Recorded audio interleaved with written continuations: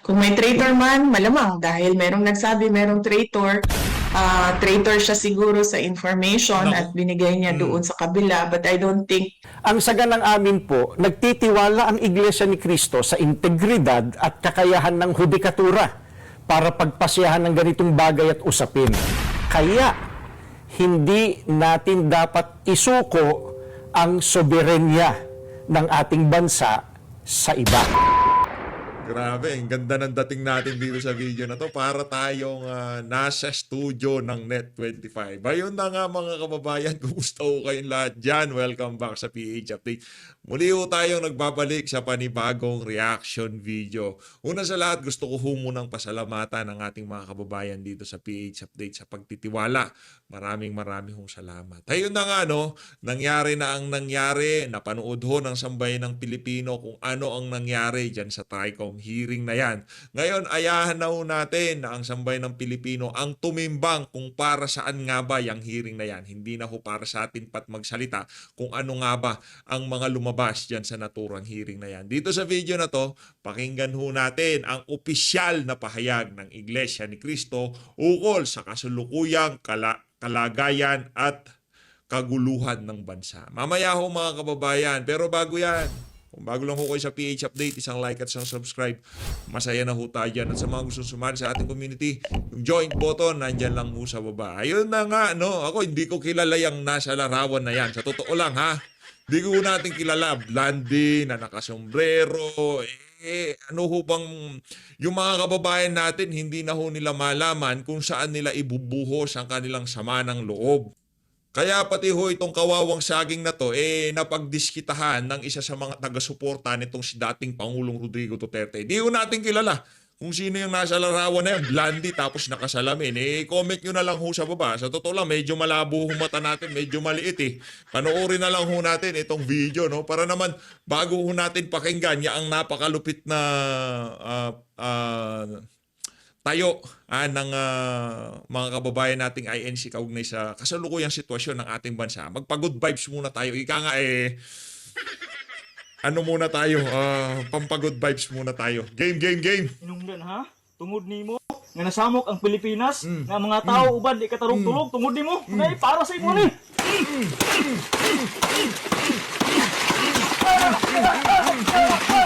Tama na sir, tama na.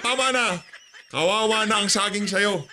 Talagang kung sino man ang binuhusan mo ng galit na yan, matindi ho talaga ang galit ng ating mga kababayan. Diyan sa nangyari na yan kay dating Pangulong Rodrigo Duterte. Di ho tayo nakakaintindi ng Bisaya. Di ho natin naintindihan ang sinabi niya. Pero ang nakita natin, galit na galit ho siya sa saging. Kung sino yung nasa larawan ng saging na yan, hindi ho natin alam. Baka girlfriend niya yan. Nakasalamin, tapos Blondie. Naka-jackpot ng Amerikano itong si Sir Tignan niyo naman yan, di ba? Naka-jackpot itong si Sir. Naka-jackpot Amerikano ho yan di ba?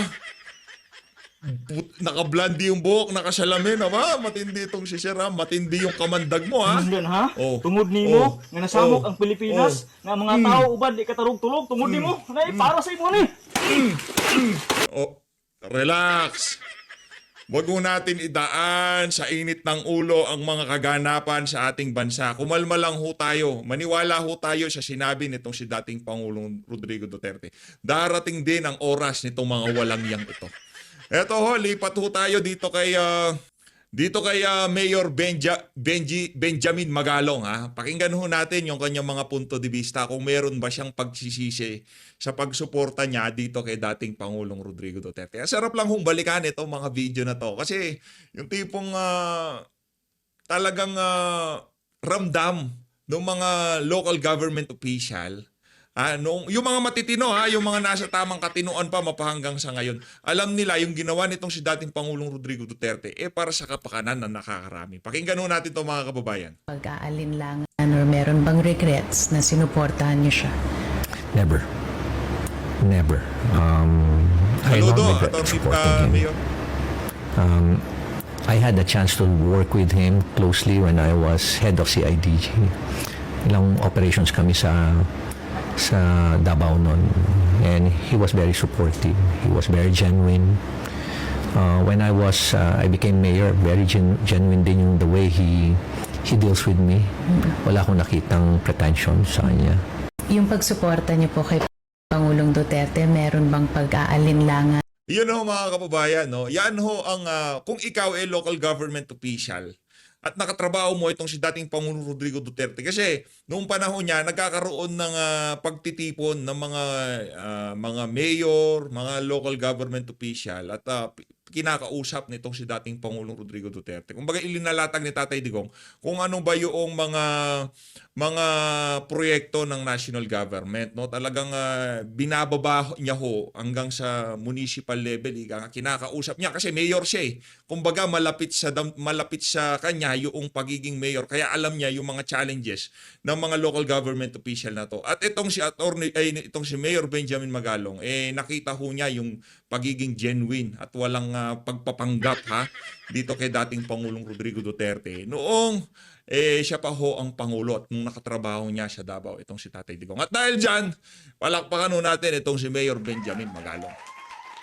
Hanggang sa ngayon, sinusubukan pa rin ho nating tanggapin o sinusubukan pa rin nating yung nangyari sa mga vlogger dyan sa House of Representatives. Ito ho mga kababayan, pakinggan ho natin to.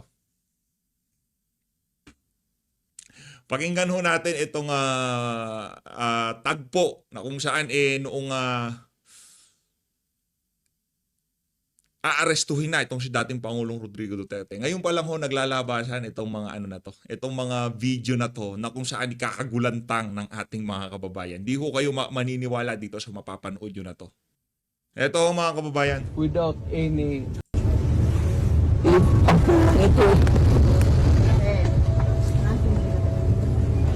Papel lang. Yan lang ho ang inihain kay Tatay Digong noong aarestuhin na siya. Inakyat ho siya ng mga tauhan nitong si Marcos Jr. sa loob ng eroplano at ibinibigay itong mga dokumento na to. Yung tipong ito yung dokumento, sumama ka sa amin. Ang dating parang yung hinuhuli nila walang alam. Abogado yang si Tatay Digong. Isang kapirasong papel, mapapasama nyo yan si dating Pangulo Rodrigo Duterte. Kaso nga, talagang kumbaga, nagtulong-tulong lahat ng ahensya ng pamahalaan para dalhin sa dahig itong si dating Pangulong Rodrigo Duterte. you better go back to them and have the legal for what? I am a citizen of this country, a former president, and you show me a piece of paper and you're asking me to go with you? Abogado ka? Ay, tawagan yung abogado mo. Si Alex. Ano lang para lang sa mga gumagawa ng reaction video panoorin nyo ng maigi yung doon sa dulo ng hearing ng House of Representatives, yung TRICOM. Hinay-hinay ho kayo. Hinay-hinay ho kayo. Panoorin nyo ho muna ng maigi yung sa dulo, intindihin nyo yung mga sinasabi ng mga walang yan. Kasi wala na hong sa kanila. Pagka medyo sumablay kayo, may kalalagyan kayo dyan sa mga yan. Kaya naman ho nating magsalita, magpahayag, na kung saan maipapakita kung ano yung problema dito sa kasalukuyang administrasyon na hindi masasaktan itong mga walang yan to. Grabe, kawawa to. Yung mga yung mga vlogger, sobrang kawawa ho talaga. Kasi kanina wala pang mga sir. He used to be sir also our upper class He's a commander, 16 years old. PC that I'm sorry to be talking loudly, but this is a serious matter. they just transmitted to me sir a copy of the kanina sir nire-request ko na pagbigyan lang kayo na makauwi sa bahay makakuha ng mga gamit kasi wala pang warrant of arrest until we get a copy of the warrant of arrest kasi yung Wala pa hong copy ng warrant of arrest, gusto na ho siyang kunin. gusto na hong kuhanin itong si dating Pangulong Rodrigo Duterte. Itong nagsasalita na to, medyo ano siya kumbaga, pauwi nyo muna, wala pa namang warrant eh. Bigay nyo muna yung bigyan nyo muna ng damit. Padala nyo naman na kahit isang isang Amerikano, tsaka sapatos, di ba? Ito yung mga video na hindi kagad lumabas. Ngayon pa lang ho natin nakikita itong mga detalye na to. Na talagang nasa loob pa lang ho pala talaga ng eroplano, tinatangka na kuhanin na talaga itong si Tatay Digong. Yung tipong di pa siya nakakalabas. Wala nang cheche-boreche, basta rekta na pagka pasok tong mga mga kampon nitong si That is the only They're saying, legal they thing now said with you. Ayun na nga mga kababayan, dito ho sa bahagi ng video na to. Rekta na ho tayo dito sa ito ho ang viral ngayon sa mundo ng social media at pinag-uusapan ho ito ngayon ng ating mga kababayan. Alamin ho natin kung ano ang ang opisyal na pahayag ng Iglesia ni Cristo kaugnay diyan sa mga kaganapan ngayon sa ating bansa. Kasi nakakabahala na ho talaga yung pagkakawatak-watak, yung ginawa ng administrasyon na to dito kay dating Pangulong Rodrigo Duterte. Maliwanag pa ho sa sikat ng araw na meron ho talagang nalabag sa mga karapatan nitong si dating Pangulo diyan sa pagpapadala sa kanya na yan sa Netherlands at napakarami pa ho na kailangang malaman ng ating mga kababayan. Ngayon, para sa mga kababayan nating INC, pakinggan ho natin ito. Ay, hindi ho tayo kasapi personally, hindi ho tayo kasapi ng Iglesia ni Cristo. Pero dahil kilala ho sila bilang isang religious group na kung saan pagka nagsalita sila, pinakikinggan ho sila at dapat naman ho talaga silang pakinggan. Dahil sa mga naging tayo ho nila pagdating sa politika, sa mga nakalipas na panahon, lagi ho silang nagsaside doon sa kung ano ang makakaganda sa ating bansa. Kung ano ang makakabuti para sa sambayan ng Pilipino. Hindi pa ho natin nakitang nag-side itong Iglesia ng Cristo. Personally na kung saan maitutulak yung kanilang mga political interest o kung ano pa man yan, o kung political interest ng mga individual. Di ho natin nakitang nag-side sa ganon na galaw itong Iglesia ni Cristo. Kaya kailangan ho natin pakinggan to. Kasi kung ito ang tayo ng Iglesia ni Cristo, ibig sabihin, malamang sa malamang, yan ho ang nakikita nilang makakabuti sa sambayan ng Pilipino. Pakinggan ho natin to. 2025, ang Ito. Okay? Magandang hapon po, Kuya Jen at Kuya Nelson. Magandang hapon po sa inyo. Masarap po ba yung kape namin sa Ay, napakasarap po. Salamat po ng marami. Mukhang naparami po yung kape na inihain namin sa Medyo nanginginig na ka po ako.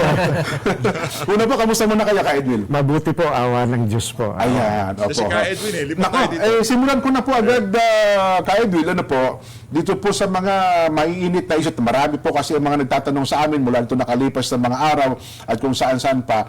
Una po, ay marami po nagtatanong kasi kung ano raw po ba ang masasabi ng Iglesia ni Cristo sa kasalukuyang sitwasyon po ng ating bansa, ka Edwin. Kuya Jen, sa iyo nang galing ang tanong. Pasensya ka na, hihingi na ako ng dispensa, Kuya Nelson. Kuya Jen, sa inyo nang galing ang tanong, pero i-address ko sa audience natin. Ay, sige po, tama po. Sila po kasi nagtatanong talaga. Opo, kaya sa kanila dapat makarating. Nang mag-rally po ang Iglesia noong January 13, 2025, ang ipinanawagan po namin sa mga namiminuno sa ating bansa, at malamang ay naaalala nyo po ito, kapayapaan, pagkakaisa, at unahing asikasuhin ang problema ng ating bansa at mamamayan nito kaysa yung mga hakbanging magbubunga lamang ng awayan at hidwaan. Dahil alam naman ng marami po na ang mga ito pawang pamumulitika lamang.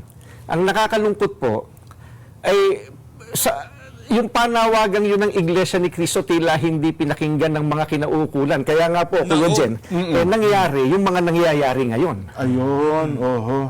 Mahirap tayo yung hindi nakikinig, no? Dapat po, maging specific tayo dito. Dahil baka hulaan nila kung ang dami kasi nangyayari ngayon. Ano po yung tinutukoy nyo dito na mga pangyayari ngayon? Yun. Again, Kuya Nelson, ano po? Sa inyo nang galing ang tanong, ibabato ko ang sagot sa audience, no? Hindi naman po natin may tatatwa ng sino man. Matindi ang pagkakabahabahagi ngayon ng mga nasa gobyerno hanggang sa ating mga mamamayan. Hindi lamang tayong mga Pilipino ang nakakaalam na hindi tayo nagkakaisa. Ang nakakalungkot, maging ang mga taga-ibang bansang nagmamasid sa kaganapan po rito ngayon sa Pilipinas, alam na alam nila, hindi nagkakaisa. Magulo. Correct. Malamang po, maging ang mga kapatid natin sa ibang bansa, ganyan din po sentimiento. Kaya Edwin, ano po? Sila po na nakakakita sa atin. May kanya-kanya silang opinion po. Ako, mabuti po, nabanggit niyo po yan kay Edwin, ano ha? Ngayon po, ano po ba ang posisyon ng Iglesia ni Cristo sa usapin tungkol po sa dating Pangulong Rodrigo Duterte? Ayan po, we come to the halaga crux of the matter. Yes Ano po, opo. Para po sa mga kababayan po natin, ang posisyon po ng Iglesia ni Cristo ay ito. Kung ano ang tama at kung ano ang nasa mga batas natin, yun sana ang dapat pairalin. Huwag po itong pilipitin para umayon sa nais ng sinuman. Hindi po sumasang-ayon ang Iglesia sa anumang hakbangin na hindi naaayon sa mga batas ng ating bansa. Sapagkat ang batas po ang salalayang nagpapanatili ng kaayusan sa ating bansa. Kapag ang batas ay binaliwala, ay nagbubunga ito ng kaguluhan, hidwaan at kawalang hustisya. Alam niyo po iyan. Sino mang Pilipino o mamamayan ng ating bansa na may ginawang paglabag sa ating mga batas, dito dapat litisin sa ating bansa. Bakit po? Sapagkat gumagana naman ang sistema ng ating hustisya. Hindi po natin sinasabing wag litisin ang dating Pangulo sa mga iniaakusa laban sa kanya. Ang saganang amin po, nagtitiwala ang Iglesia ni Cristo sa integridad at kakayahan ng hudikatura para pagpasyahan ng ganitong bagay at usapin. Ang mga hukom natin ay may kakayahan po na gampanan ang kanilang tungkulin, na ipataw ang tamang hustisya at pairali ng katarungan sa lahat ng sandali. Kaya, hindi natin dapat isuko ang soberenya ng ating bansa sa iba. Yan po ang posisyon natin. Ayun. Palakpakan ho natin ang pamunuan ng Iglesia ni Cristo. Di natin dapat pilipitin ang batas para may ayon sa political interest na kung sino mang namumuno dito sa bansa na to. Maliwanag ho, base doon sa mga propesor ng saligang batas, eksperto sa saligang batas, na wala nang dapat mas makahigit pa kung ano ang nakasulat sa saligang batas. Pero base ho doon sa nangyaring hearing sa Senado, dito ayaw ho nating kung ano-ano na yung mga sabihin kasi marami hong mga balat sibuyas ngayon, baka may masaktan. Base ho doon sa nangyari na yon, yung warrant of arrest na galing sa ICC, yung kung tawagin nila at yung hindi naman red notice yung galing sa Interpol, mas nangibabaw yon kesa sa ating saligang batas. Mali daw ho yung mga ganong galaw ika nga. Kasi kung wala na nga naman na re-respeto sa saligang batas, hindi na rin natin susundin ang saligang batas. Kung susundin na lang natin ang saligang batas pagka convenient para dito sa mga nakaupo na sa kapangyarihan, talagang magkakagulo ho ang Pilipinas. At yan na ho ang nangyayari ngayon. Kaya yung obserbasyon at ang tayo na to ng Iglesia ni Cristo, marahil marami sa ating mga kababayan, kahit hindi ho sila kasapi sa Iglesia ni Cristo, talaga namang kaisa ang ating mga kababayan dito sa tayo na to ng mga kababayan nating Iglesia ni Cristo. Palakpakan ho natin ng isang beses pa. Hindi ho ito dahil kay dating Pangulong Rodrigo Duterte, dahil yun ho ang tama. Halimbawa, si Marcos Jr., pinadala ho siya sa ICC. Ipagpalagay na natin na siya ang pinadala. Ang tanong, masaya ho ba tayo dito sa PH Update? Hindi ho. Hindi, ito subukan nyo yung mga kasama nating mga vlogger dyan. Kung sa tingin nyo ba kay Marcos Jr. mangyari ito? Kaya nga ito yung kaibahan natin ito yung kaibahan ng mga DDS, mga Duterte supporter na vlogger sa mga ensaymada vlogger. Halimbawa kay Marcos Jr. nangyari ito. Nalabag ang saligang batas sa pagpapadala kay Marcos Jr. dyan sa Netherlands sa kanya. Sa tingin niyo ho ba masaya tayo? Hindi. Kasi nagmukha hong tanga ang lahi na pinagmamalaki natin sa buong mundo. Ang lahing Pilipino. Ang dating parang napaka-inutil ng ating judiciary. Napaka-inutil ng ating justice system. Napaka-inutil ng ating mga korte, ng ating mga abogado. Ganun nakahihina ang utak ng ating mga abogado sa Pilipinas. Hindi ho nila malitis itong si dating Pangulong Rodrigo Duterte. Pagka pa naman nagsasalita tayo, Philippines, #1. Magaling, mahusay, ika nga world class. Di ba ganun ho natin na... Di ba? Kaya mahal ng mga ibang lahi ang mga Pilipino kasi napakahusay nila sa kahit na anong larangan. Doon sa larangan na kung saan kailangan nating ipakita sa buong mundo kung gaano tayo kagaling, doon pa ho tayo sumablay. Di ba? Yun lang naman ho ang atin dito. Kung kay Marcos Jr., hindi ho tayo masaya. Real talk, di ho tayo matutuwa kahit kalaban siya sa politika o kung ano pa man yan. Kasi hindi lang naman ho siya ang masasaktan dyan sa galaw na yan. Halimbawa si Marcos Jr. ang nasa dahig. Hindi lang ho siya nasaktan. Ang nasaktan dito ang buong lahing Pilipino. Nakuha niyo ho ba mga kababayan? Yun ho ang nasaktan dito. Kaya hindi ho natin ikakatuwa, hindi ho tayo mag-celebrate kung ang isang Pilipino kinuha ng isang banyaga para sa ibang bansa siya litisin. Hindi ho tayo matutuwa. Kung talagang mahal mo ang Pilipinas, yun ang magiging tayo mo sa kung ano man ang mga ganitong klaseng pag-uusap na napakainit ngayon sa ating bayan. Dapat ang mga kung ikaw ay Pilipino at nasa tamang katinoan, kahit yung basurero o kung sino man yan, na kinuha dito sa Pilipinas para litisin sa ibang bansa, masaktan ho tayo. Di ba? Di ba nga meron silang kung tawagin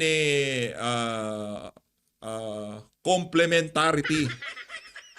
Yung tipong pagkagumagana yung principle of complementarity ba yun? Di natin alam eh.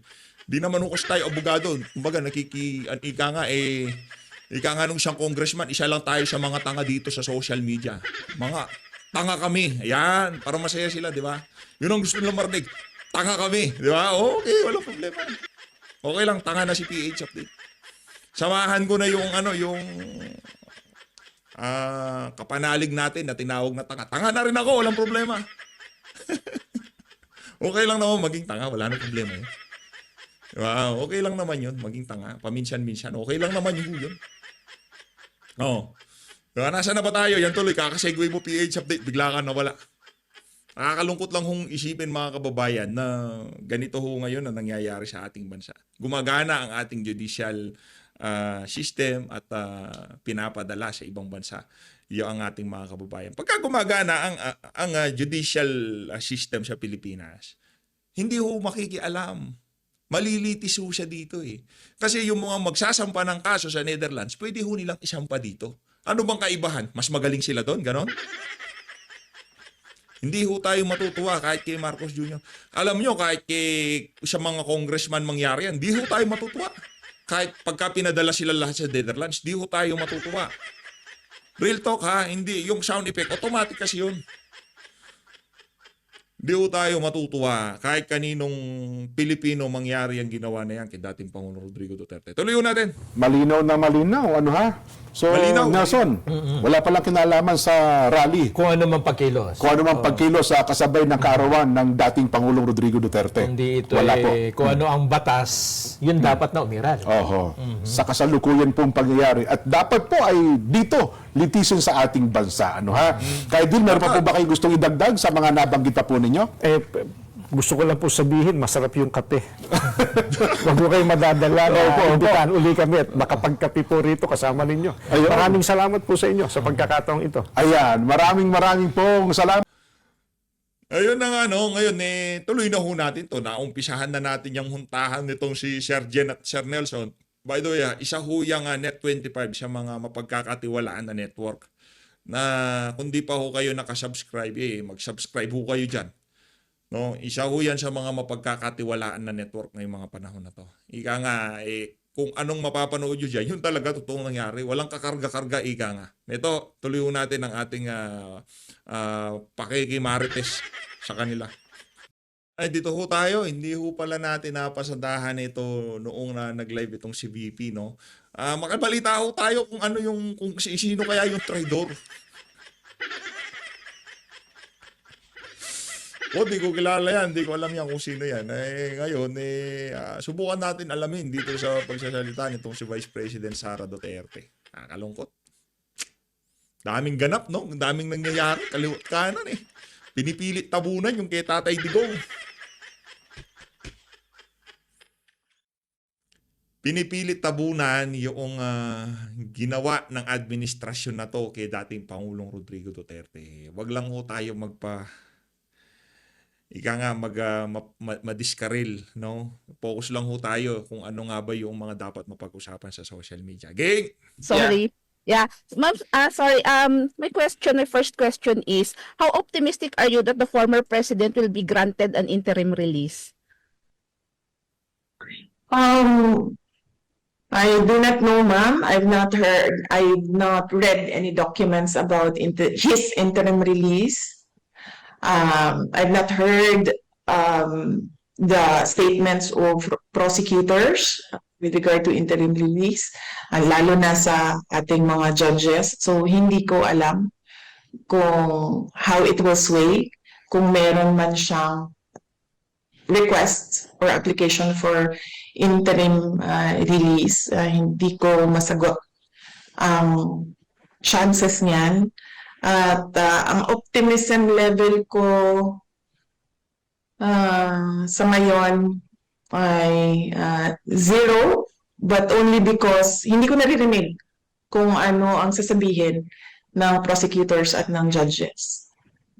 Ma'am, another question. Sorry if I have to ask this, because some of the families, relatives of those alleged victims of the war on drugs claim that their lives would be threatened or at risk if the former president will be allowed to return to the Philippines, because they're afraid that the former president or may do something bad against them. So, is there any basis for their fear? None at all, ma'am. Matagal naman namin alam na merong investigation na ginagawa sa loob ng Pilipinas dahil nakukuha namin yung information sa mga abogado mismo na gumagawa nun at sa ibang mga government personnel. No? Hindi ko na lang sasabihin kung ano yung mga opisina na yon. Kaya nga nagkaroon ako ng meeting, Zoom meeting with the Secretary of Justice noong 2023. Kasi sinasabi ko sa kanya na naiintindihan ko na merong investigation na nangyayari. Pero wala kasi talaga silang jurisdiction. So, I was picking his brain on what his thoughts were about this. But I did not tell him that I knew that there were investigations and interview of witnesses. So I asked him what is his position. And then he gave differing answers back. So I went up directly to the office of the president. That is why I wrote the letter about the ICC. And that is why we have a letter, a response from the office of the president na sinasabi niya na he will protect national sovereignty and then he doesn't recognize the ICC jurisdiction dyan sa ating bayan. So, yun. Yung bigat ng damdamin nito si VP Sara, ramdam ho natin siya. Ramdam ho natin yung bigat ng damdamin nitong si VP. Mamaya ho, meron pa ho kayo maririnig dyan yung mga paghinga niya. Yung tipong alam nyo na yung napakabigat ng damdamin nitong si VP dito sa video nito. So do you believe on the reasoning of the president that he's just honoring the agreement with the Interpol, or it's just like a lame excuse to surrender the former president to the ICC? Wala naman tayong obligation na mag-cooperate sa Interpol, ma'am, kasi yung ICC warrant, yung warrant na hawak ng Interpol is an ICC warrant. So hindi mo naman, you cannot just take one and leave the other because the Interpol was holding an ICC warrant. So naturally, cooperating with the Interpol is cooperating with the ICC. I think klaro naman na talaga yon, no? Sa atin lahat na yung pamahalaan talaga natin ang naghatid na sa ating Pangulo doon sa dito sa The Hague, sa ICC. Mambalikan ko lang yung concern ng mga family members ng mga victims. Nakita niyo po ba si Pangulong Duterte? Alam na namin, 'di ba, na nag-iimbestiga, nag-i-interview ng witnesses. Alam namin kung sino, alam namin kung saan, pero wala siyang ginawa. Talaga, pinabayaan niya because he was of the belief that as a Filipino citizen, the government will not cooperate once there is a formal investigation that will happen inside the Philippines or Rinay daw once ho talaga there siya eh. is a warrant of arrest. So wala talaga siyang ginawa sa mga witnesses, sa mga family members. Pangalawa, nakita niyo, kailangan siya itulak ng mga pulis para gumalaw. At kailangan siya itulak akyat ng eroplano. So, wala na siya physically magagawa sa mga family members at sa mga witnesses. Pwede ba siya mag-utos ng mga tao na, on my behalf, gawin ito, gawin niyo yan? Pwede siguro, pero hindi niya ginawa noon. Ngayon pa ba niya gagawin? 'Di ba? Na nandiyan na siya. And meron ng protection yung mga family. Naniniwala ho tayo na itong mga miyembro ng pamilya na to, yung mga pamilya, mga di umanong biktima ng EGK, kung meron man, naniniwala tayo, walang ganun. Walang ganun, yung state-sponsored na gurguran, walang ganun. Di tayo naniniwala na meron ganun. Kung meron man nangyaring ganun, hindi yun state-sponsored. Pera ho ang nangungusap dyan sa mga magulang, kamag-anak, di ba? Pera ho yan. Kaya ho nilang ibenta ang kaluluwa nila para sa pera. Kaya ho nilang makita na nagdurusa ang isang Pilipino doon sa alam naman nila yung mga kamag-anak nila kaya nagurgur dahil mga tulak o gumagamit, di ba? Alam mo, kamag-anak mo yan eh. Kumbaga, yarin lamang para talagang magatasan mo na ng todo-todo. Yan na baka mayari na. Family members. Kayo Meron na silang protection ng ICC at meron silang protection ng Philippine government. Their fears are unfounded and hindi ganyan ang tatay ko. Kung ano man yung kailangan niya sasagutin niya yan. Pero hindi siya magtatamper ng evidence. Kasi unang-una, wala naman talagang ebidensya. Hindi ko alam paano umabot ito sa isang kaso. At hindi siya makikialam sa witnesses dahil isa siyang prosecutor noon. At alam niya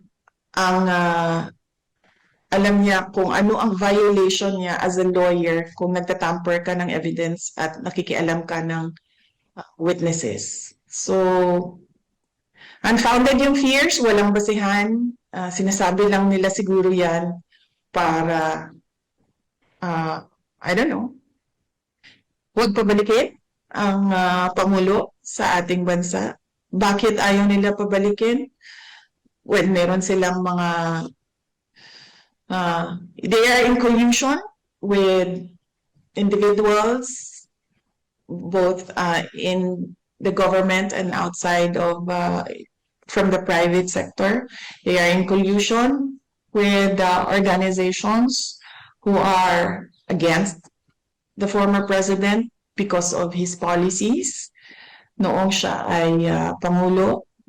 They are in collusion with people who want to stay in power, with people who want to totally erase political opposition, who want to question the acts of government. So, sa tingin ko yan eh. Okay, last question, ma'am. So as part of the defense of the former president, is there any plan to bring into The Hague some witnesses for the former president? I am not part of his legal team. Nandito lang ako kasi kailangan nila ng kausap sa labas. So kinakausap nila si Pangulong Duterte sa loob. At kinakausap nila ako sa labas so that there is someone who will sign off on what was agreed upon with the client, no? So hindi ako part ng legal team. As I said, I am a Filipino citizen here helping the former president go back home. And I am here as a daughter as well, moral support doon sa kanya. Thank you, ma'am. Okay, last 3 questions po tayo, ma'am. Next question, Ms. Joyce. Oo, kasi Jay, it's 8:05. Yeah. No, may 9 a.m. meeting Alright. ako. Sabi mo isang oras lang ito. Ms. Joyce Adra, RNN News, then followed by Glenn Wego, Super Radio. Good afternoon po, VP. Ay, direkta na tayo kay Glenn Wego, no? Direkta. Ito, last question, last VP, question. good afternoon. Senator De La Rosa admitted having an ill feeling towards National Security Advisor Eduardo Año following the arrest of your father, the former president. How about you, VP? What do you feel right now, given that Año was one of your father's men and member of his cabinet? And lastly, Vice, meron din po kasing lumulutang na I don't know how would I say this, report or rumor na there was a traitor in the Duterte camp that also led to the arrest of your father, VP. Thank you. Okay. Hindi ko narinig. Anong sabi ni Senator Bato de la Rosa daw kay Año? According to Senator De La Rosa, the senator was disappointed to Secretary Año. He felt Disappointed. bit betrayed, knowing na Secretary Año previously worked as PRRD's former AP Chief of Staff and DILG Secretary then. Kasama siya sa nagplan nung supposedly alleged kidnapping ni PRRD going to The Hague. May add, VP, may report kasi kasama siya doon sa core group na nagplano doon sa arrest ni former president. And then, sabi po ni Senator Bato, out of courtesy daw po, sana nasabihan man lang kayo about the arrest. That's it, VP. Thank you. Okay. Alam mo, tinanong na rin ako kanina, di ba, how am I? Sabi ko, kanina wala akong nararamdaman. Sa totoo lang, wala talaga akong nararamdaman. Hindi ako galit, hindi ako disappointed. Nothing at all. Kasi, pointless naman na mag-harbor ako ng feelings about what happened. Hindi na siya maibabalik. Hindi na mababalik si Pangulong Duterte sa Pilipinas. So what we should do as a country is move on from what happened. No? What will we do as our ways forward as a country and as a people from what happened? Magalit man tayo, walang papupuntahan yung galit natin. Dahil hindi naman yan sila papanagutin ng pamahalaan eh. Nakikita nyo yung mga sagot nila, wala na sa ayos, wala na sa rason, wala na sa common sense, wala na sa batas. Pero walang magagawa laban sa kanila. So we should move forward from what happened And the country should decide, the people should decide saan ba tayo papunta base sa nangyari. Kung meron bang traitor doon sa loob ng grupo na nag-usap sa Hong Kong, nandun ako sa kwarto sa mga nag-meeting Nako. with former President Duterte. Hindi ko matawag siguro na traitor, pero sigurado ako sa dami ng tao doon sa loob ng kwarto na yon ay meron talagang nagsasabi kung ano ang pinag-uusapan doon sa loob. Kung kanino nila sinasabi, hindi ko alam. Pero kung sino ba ang nagsabi na may traitor?